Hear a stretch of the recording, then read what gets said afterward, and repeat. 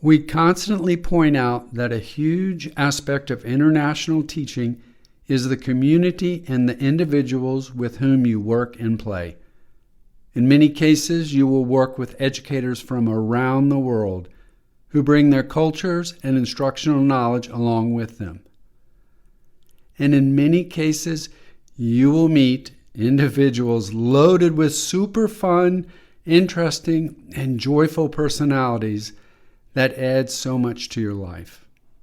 In this episode, we bring you one such individual.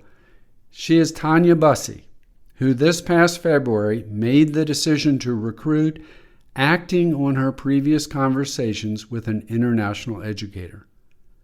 Tonya's recruiting journey is a case study that proves one can start the recruiting process a little late in the season and still end up at a solid school. We trace Tonya's timeline leading up to and through her recruiting experience, hearing her captivating stories with lines like, "Find your Larry," and "Where no one is lame," to grab your interest. The interview finishes with the big unveil of Tonya sharing which school and country she'll be traveling to for her first overseas teaching position. We also learn about how individuals at her new school are such great partners in her transition. Please check out the show notes to learn more about Tonya's adventuresome travel experiences. An added bonus is Tonya's Going Global video stories, which you can find on our Educators Going Global website. This episode was recorded on May 31st, 2023. We now give you Tonya Busse.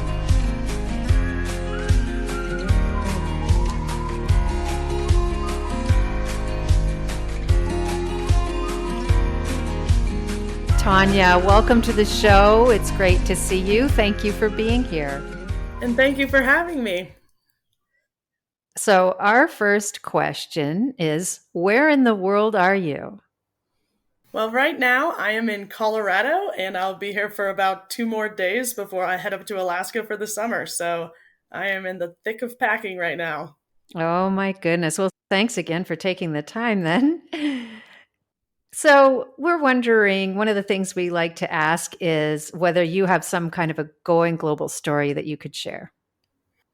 Yeah, I think for my story, I can just tell you about how I ended up going global because it is kind of a wild ride. It really happened because of 2 blizzards in Wyoming. The first one, I was student teaching in Cheyenne, Wyoming, and I got caught up in a blizzard. They closed the interstate, so I had reached out to some friends to see if there was anyone I could stay with, being a poor college kid trying to get by without spending any money. And my friend, it was kind of a friend situation. And anyway, I ended up knocking on the door of Brian and Lavonda Kapsa. And of course, wonderful people. I hit it off with them. And long story short, I ended up doing my whole student teaching, staying with these wonderful people. But Lavonda's brother is Larry McIlvaine, who is, Audrey already knows him. He is a superintendent over in the Middle East. And so I just was able to connect and visit with him, and kind of that was the first seed that got planted to thinking about going global. And then life gets in the way. And 5 years later, I've been teaching in Colorado, and I was back in Wyoming for a wedding. There was a second blizzard. And I ended up once again knocking on Brian and Lavonda's door and staying with them. And they mentioned this time, how are you still thinking of teaching overseas? And at the time, I really wasn't. But then I honestly couldn't get the thought out of my head after they brought it up. So this would have been around January of this year. And so I end up chatting with Larry on a video chat. It was his last year in education overseas. And so we chatted, and that kind of got the ball rolling. And next thing you know, I'm, making an account and sort of putting myself out there to see if I can get a job somewhere overseas. And yeah, that was kind of how it all started. Well, big shout out to Larry. Hey, Larry and Tala. We're friends from 25 years ago back in Saudi, and it's just wonderful that this is something that happens with our community is we're always recruiting people into the fold. And I'm so glad that this worked out. Yeah, it is this story gets even better because, as you know, I make an account on Search Associates, and then my associate that's assigned to me, Brian Latinga, he already knows Larry when I mentioned the Blizzard story to him. So I'm like, oh, wow, it's such a Oh my small goodness. world. And then, of course, talking to Audrey and Mark, and before I even say the name, I'm saying, oh, I have this one connection in the Middle East. They already knew it was Larry. So I was like, oh, this is just wild. I mean, the three people I know in three different countries in this whole sort of world, and they all know each other. I love it. Oh my. So there for our listeners is another Saudi connection. It's something how many of our guests come on and have a connection back to the good old days in Saudi Arabia. And Audrey, I think we're going to have to add a new theme to our 5 themes of our show, and that's going to need to be weather. Who knew that weather could be so powerful in affecting recruiting for international positions? So pretty cool. Snowstorms do strike twice. God, that's just phenomenal.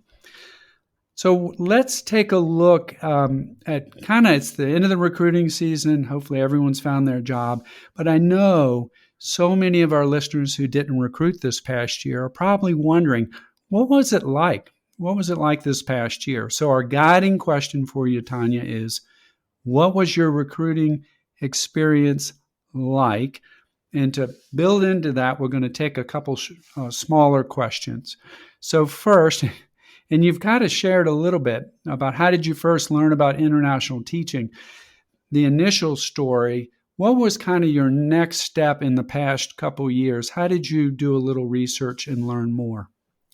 Yeah, that's a great question. I feel like for me, as I was sort of considering it more, I was just Googling random questions, about teaching overseas. And at first, I wasn't sure if I wanted to go the Search Associates route just because there's a cost. I think it's around $200. And, I was kind of like, is this something I would need, or can I do it kind of on my own? Like, I have a bad habit of thinking I could do everything on my own. And so even when I used to volunteer with Workaway, I never made an actual account. I would just sort of snoop around on there, find people, and then find other ways to connect with them. So I tried to kind of do that at first with international teaching and just looking into things. But it is, for me at least, it was definitely helpful to go with the Search Associates just because, you could kind of find schools on your own and find information, but a lot of it does seem to be sometimes dated, and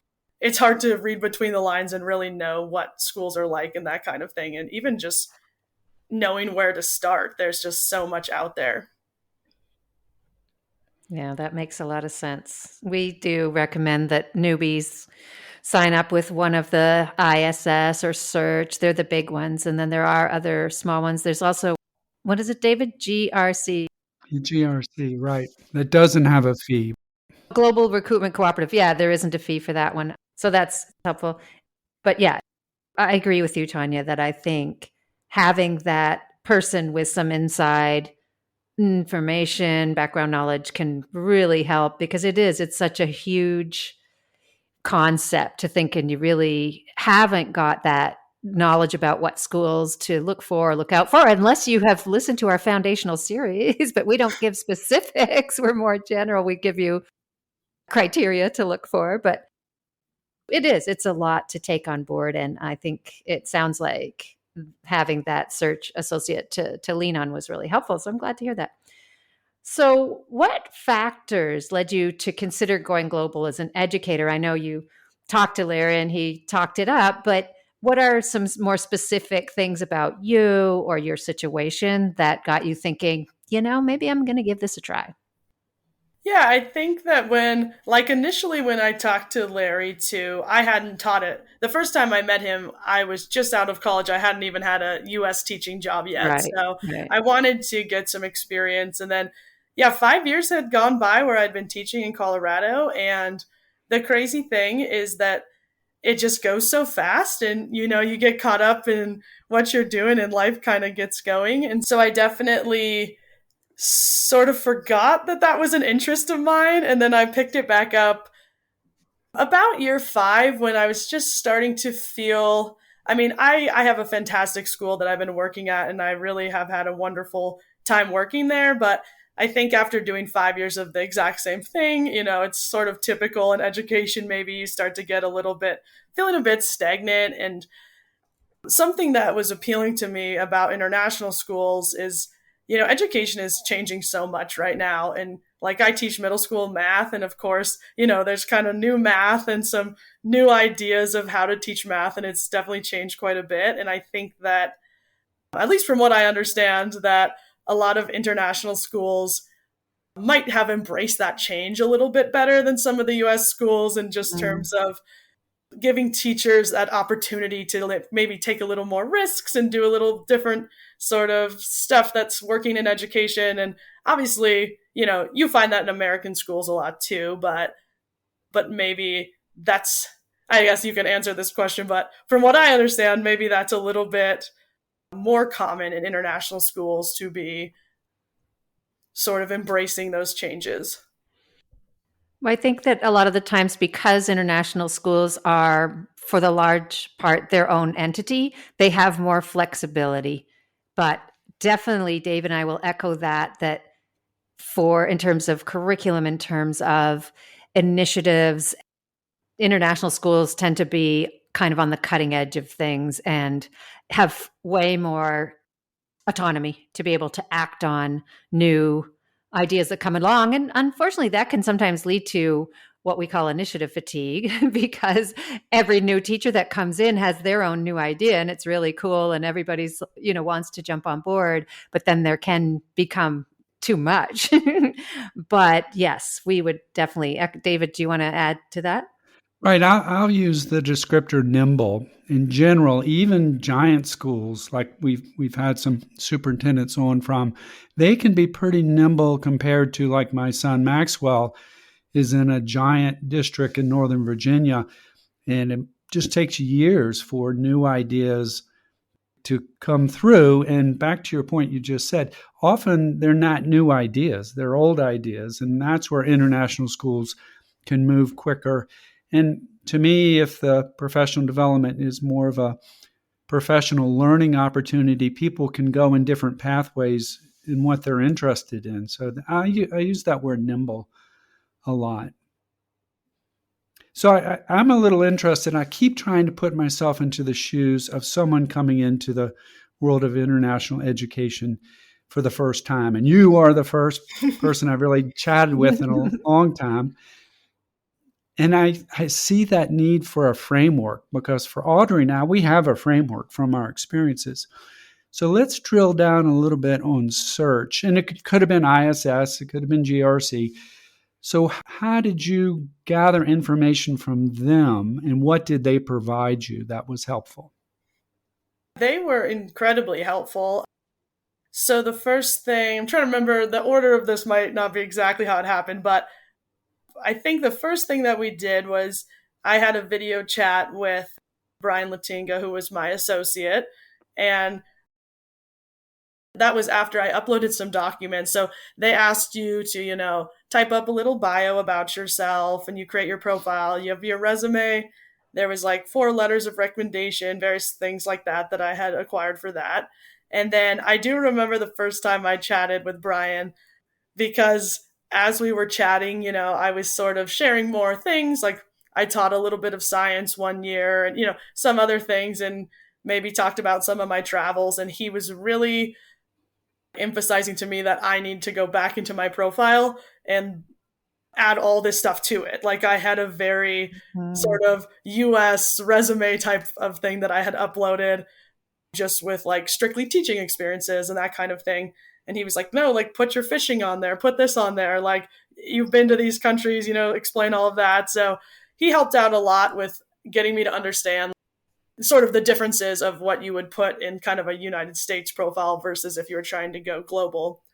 So that part was really helpful. And then the coolest thing about Search Associates is once my profile was activated, every morning you get up and have your coffee and you pull up, and see what new jobs are listed on there. And for me, being so new, of course, I had to look up sometimes, like, where is this country? I don't even know. Forget where the school is. Like, I've never heard of this place. So that was really fun to just be able to kind of have that resource in one place to see all the vacancies. And when I saw something that looked interesting, I would shoot Larry 4 million emails a day asking him if he's heard of this school. And so that part was helpful, just to have, again, another person to talk to kind of help me prepare myself to be appealing to these schools. And then also just a resource where I can start to hone in where I might want to go. Because at that time, I was thinking of countries and locations and climate, that kind of thing. But I had to sort of see a variety of schools to even be able to narrow down what I was looking for. That extra kind of hand-holding, that guidance is so important, because so often in life, we don't hold the mirror up enough to kind of say, what are our attributes? What are our character strengths? How do those experiences connect to who I am? And in this case, connect to being an international educator. So it reminds me of our podcast that we did with Jacqueline Millay. And Hannah, who was a student, she'd been finishing up her degree. And it was so interesting to listen to Jacqueline pull things from Hannah to say, this is valuable.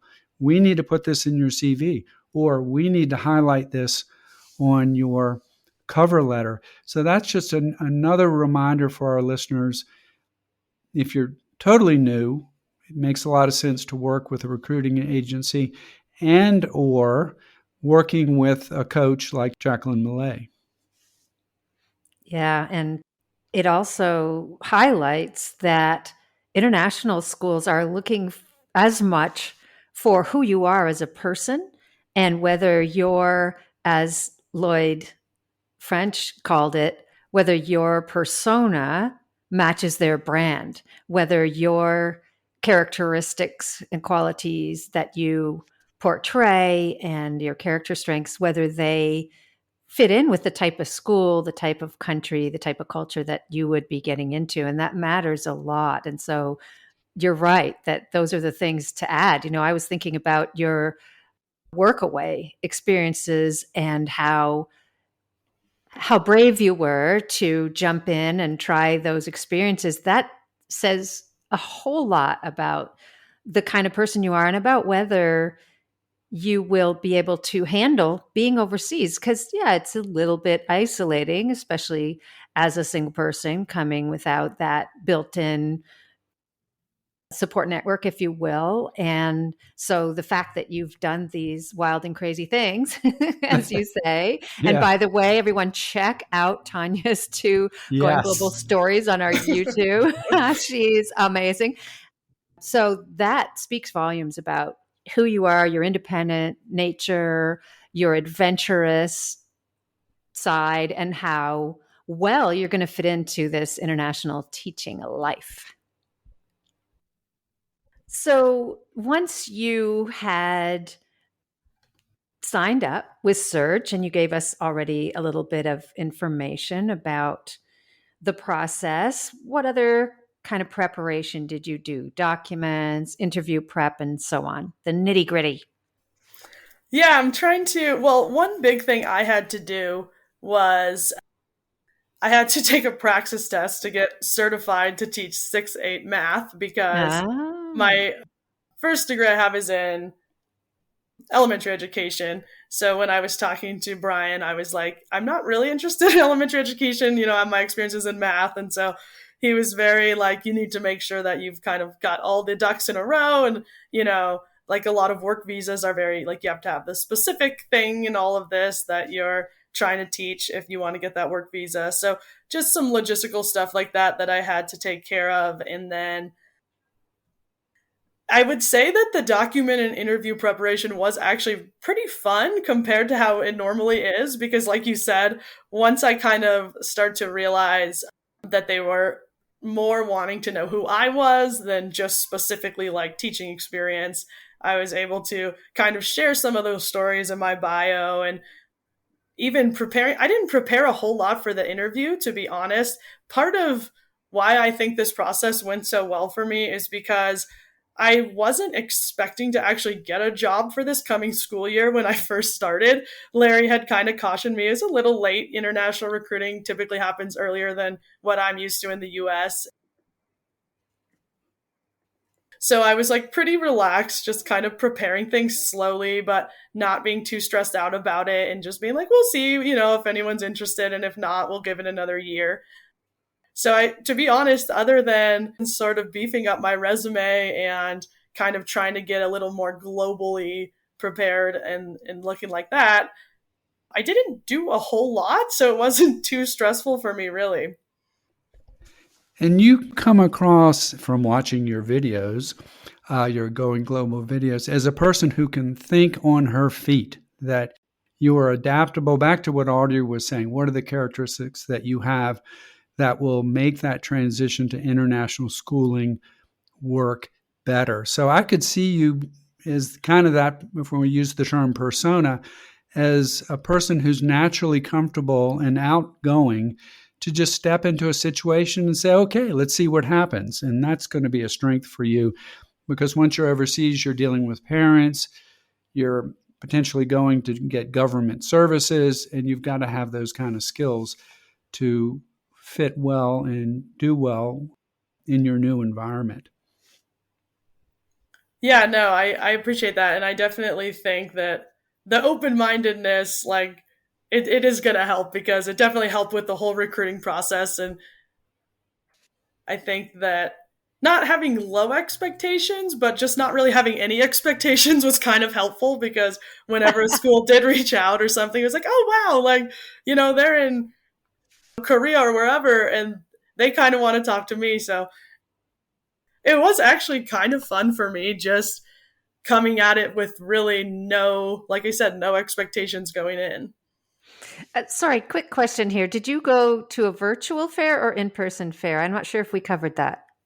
So or did you not go to a fair at all? Yeah, I'm fairless. I did not even go to a fair, because again, I was a little late. Like, I started the craziest thing, this entire process, from talking to Larry for the first time to just like see about it, all the way to getting hired, was like 1 month.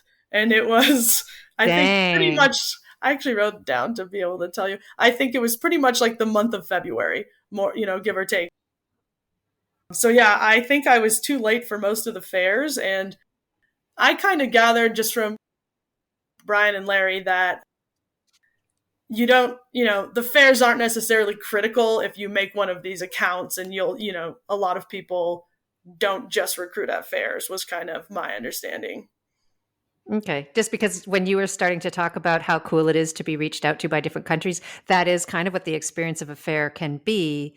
You've got, often you're in a big room and there's tables around from Azerbaijan to Zimbabwe, and you're going around the room and you're talking to people from all over the world, and it's just the coolest thing. So I was just curious, but it sounds like you did get somewhat of that kind of feeling and experience. So, but you've got to do a fair at some point. It is highly recommended. Based on my experience of just accepting right away, I'm worried I'll just sign up at the first table. Whoever's closest to the door, I'll be going there to teach. Oh, no, because next time you're going to have our spreadsheet that David's putting together with the criteria for selection, and you'll be a little more intentional. There you go.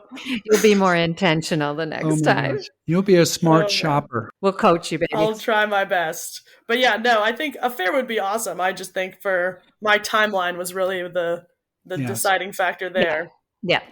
So let me add a couple things for our listeners. So when it comes to the Asian, more second, first tier schools, a lot of them finish up by the start of January. So you can come at this in different ways, but just with that knowledge that if you were aiming for that part of the world, higher tiered school, they start early and they end early. So keep that in mind.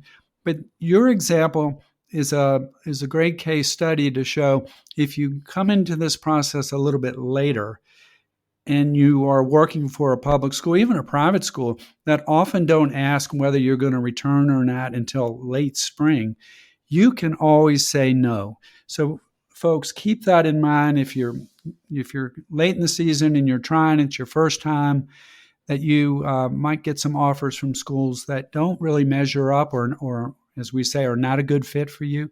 Just remember that you can say no to that. Right. And, I'm going to steal your thunder here, David, but yeah.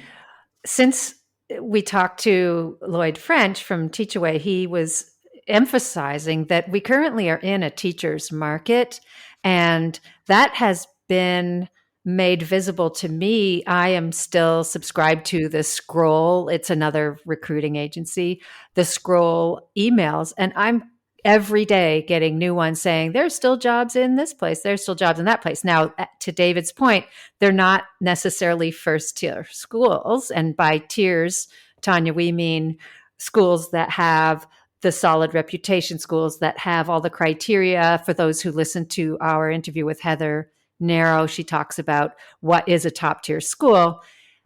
So it's not those schools necessarily. As David said, they have the resources to, and they have a huge waiting list of people to be able to hire people early, but there are still a lot of jobs on offer, even late in the season like this. And I'm glad that one of those came along to you.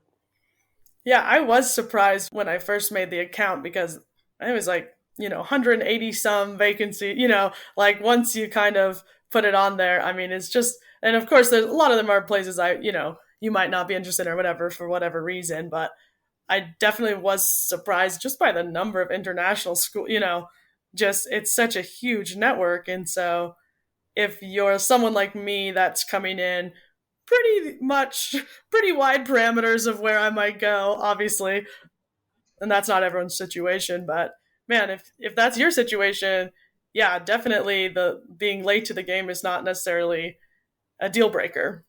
Exactly. Right. And just another tidbit, if folks are wherever they are in their home country and just thinking about this, search is selective on who they will take on as clients.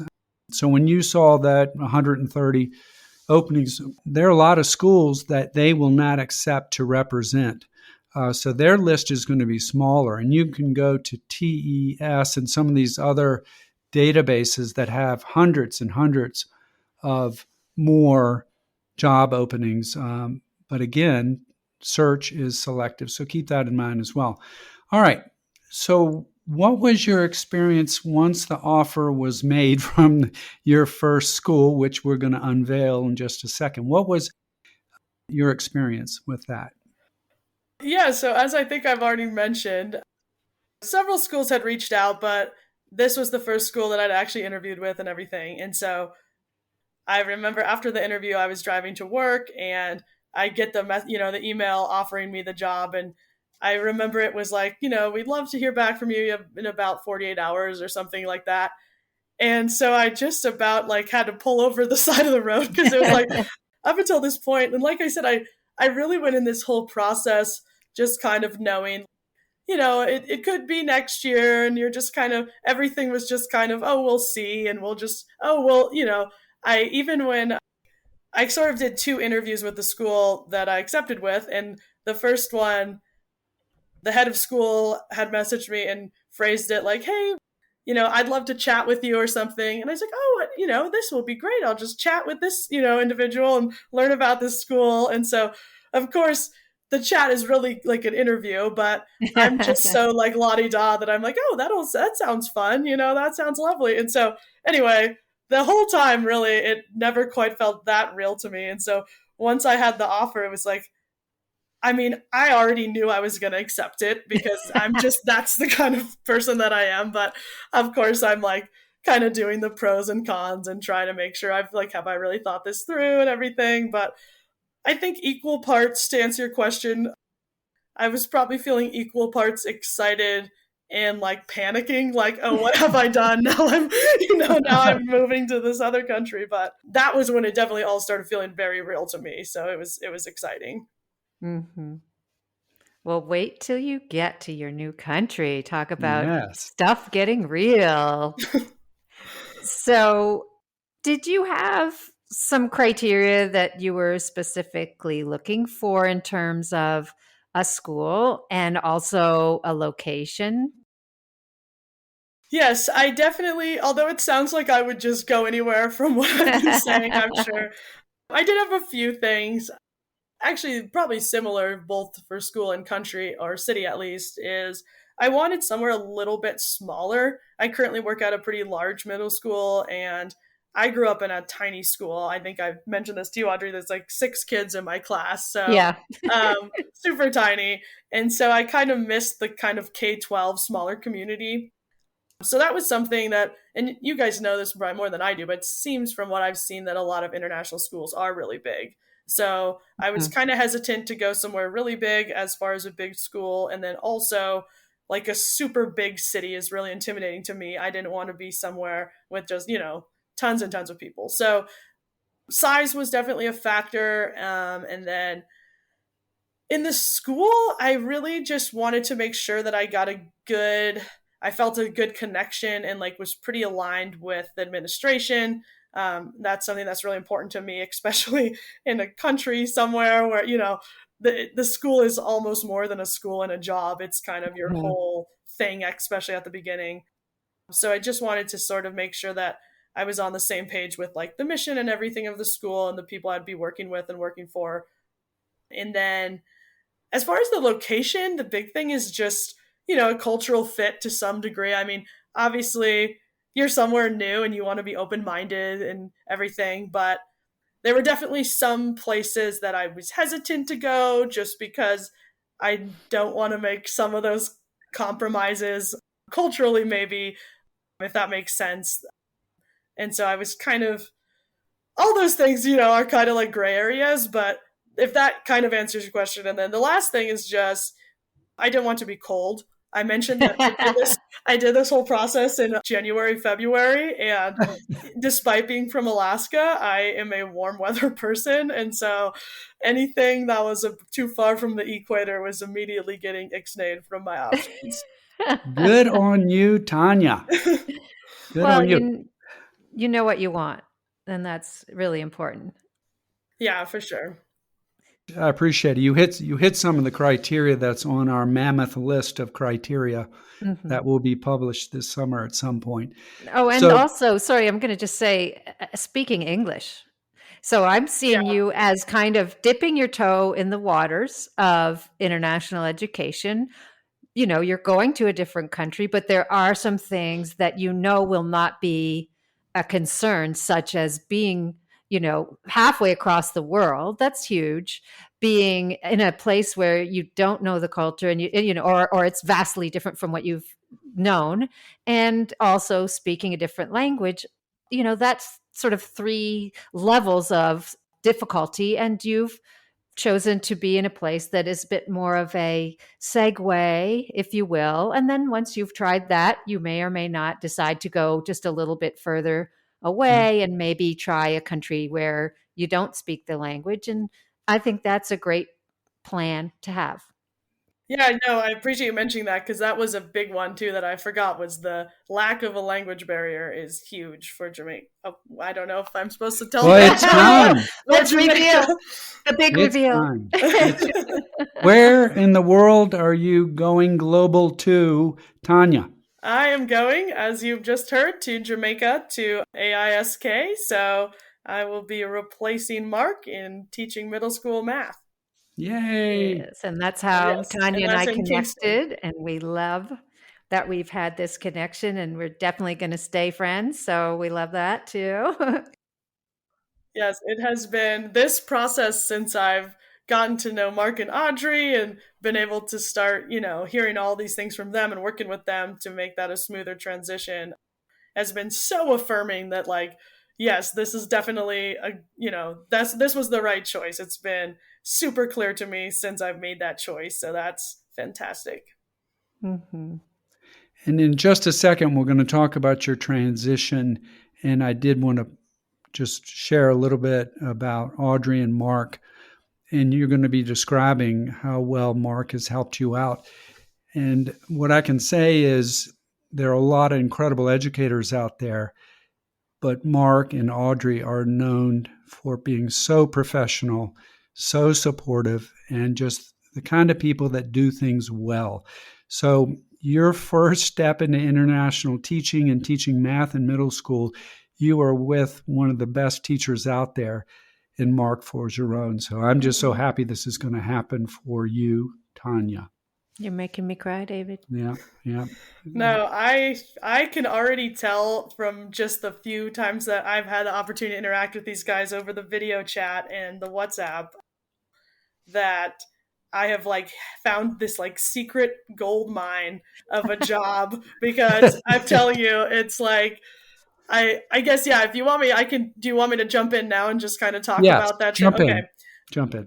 Yeah, it's been incredible. So once I didn't have to pull the car over. I was able to drive to work, accept the job, let my administration know. And anyway, I think kind of the next big thing that happened is I was able to video chat with Mark, and he had reached out, which was really nice because I debated actually asking when I had finished the interview or when I'd been accepted, actually maybe before I'd accepted the job. I wanted to kind of ask, hey, is there a teacher that I could talk to just, to kind of hear the perspective of a teacher? But I was hesitant to do that also because you're never quite sure. I don't know. You don't want to put someone into a weird position or something. So anyway, when Mark did reach out, it was really helpful. And then, oh my gosh, from that first video chat, it has just been incredible to have that resource of Mark and Audrey there because every question I have, I don't have to wonder about anything.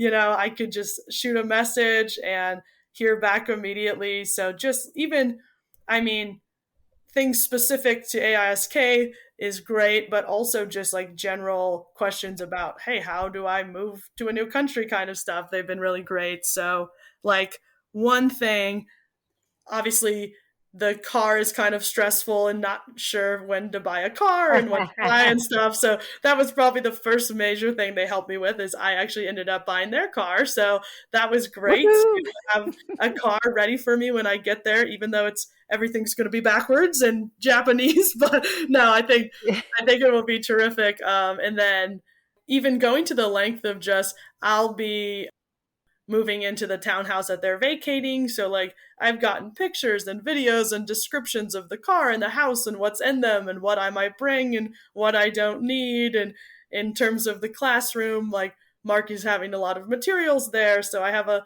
list of everything that will be in my classroom. I have lesson plans and pacing guides. And it's, I'm to the point where I'm I don't even know, I'm moving to a new country, starting a new job, and I don't even know what to worry about because it's every time I try to worry about something, Mark and Audrey take care of it to the point that it's man, I am so lucky to have stumbled upon this opportunity. The thing is, there are enough things for you to worry about. So we strongly feel that it's so nice for an incoming teacher when the teacher who's leaving is empathetic about what that's like and leaves as much information and helps with questions. And I know a lot of people who do this. It's not everyone. Some people kind of feel that, well, you're going to make your own niche here, but we feel like we'll give you everything we've got, and then you can pick and choose from among that, and whatever works for you works. So we're glad we could help out. And this is a good model for our listeners. True what Audrey just said, but to self-advocate if you feel like you're working with the teacher you're replacing or the department head and you're not getting a lot of response, in a nice way, do reach out and ask questions and see what materials are going to be there, what's already online. We live in a world of Google Drive. What can you see ahead of time? Because we know you're going to be curious. And see if not a lot's happening, reach out a little bit. People get busy, but this is a good model. The Forgeron model is at one end of the continuum, that is for sure, because at the other end of the continuum is what Audrey experienced when she went to Ethiopia 30-some years ago.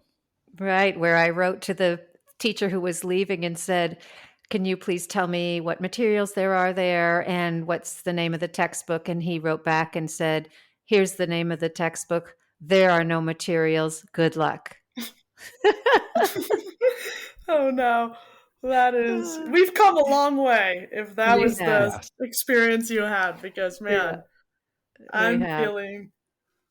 am, like I said, I'm feeling so spoiled. And definitely for people, if anyone is like debating, like you said, I can imagine if I didn't have all these connections, because obviously now through Mark, he's also connected me with some other teachers that will still be there when I get there and stuff like that. And so I just feel like this network is like kind of already started, and that is just such a relief, like you said, coming in, just being a single person. So it's really nice, especially to feel like I've already kind of got some connections in place. And if I didn't have the incredible Mark and Audrey to have set that up for me, I think I would have, reached out and asked to connect to some people, just because it is so reassuring as you're going through the process to have those questions that you can ask, and you don't want to keep emailing the head of school with little things, Mm-hmm.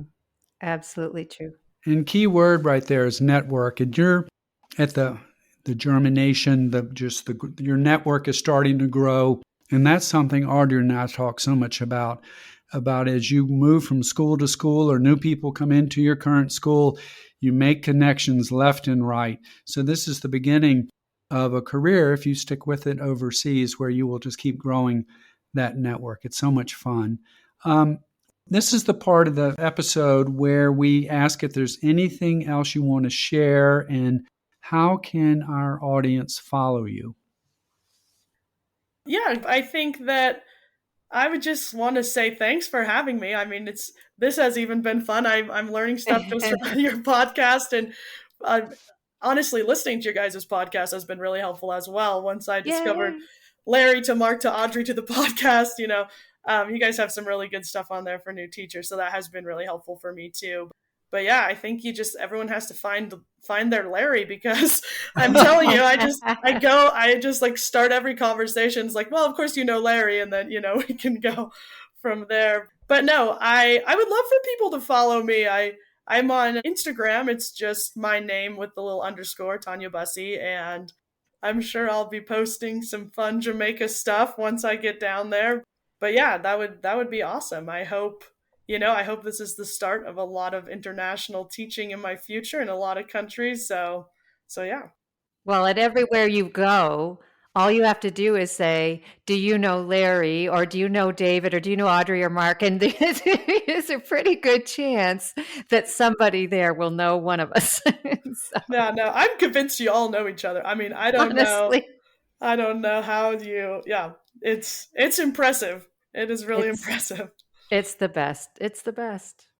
But I mean, that's the kind of thing that makes me want to be a part of it too. It's like, that's part of the draw to international teaching, I think, is that it does have, I mean, you're not going to find lame people out here. You know what I mean? Everyone's an adventurer. So that's awesome.